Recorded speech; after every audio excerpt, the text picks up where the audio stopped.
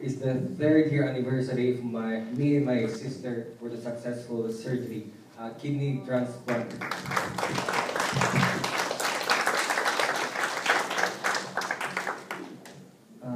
Like until now, hindi ako makapaniwala na naging successful yung lahat, but then I realized the one that I'm serving, the one that I'm praising, is the God of everything, the God of victorious Christians.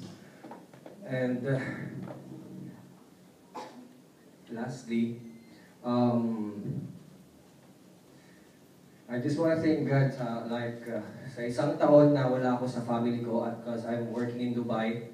I just came here to visit my sister, to visit you brothers and sister, to thank you for everything, sa financial na support niyo sa surgery namin, for the prayers, at naging successful lang lahat, surgeries and everything.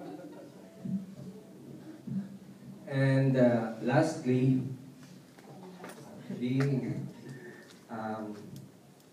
alone, like being far away sa iyong family, like mahirap, but Jesus gave me the strength, the courage to fight all the battles in life to be a successful one. And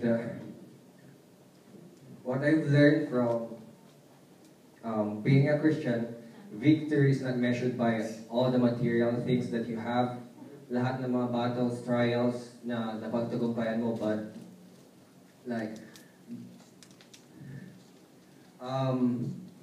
victory is like giving yourself to God, like praising Him, giving all your life, giving all your best to God, to praise His name, to glorify His name. Yun lang po. Salamat.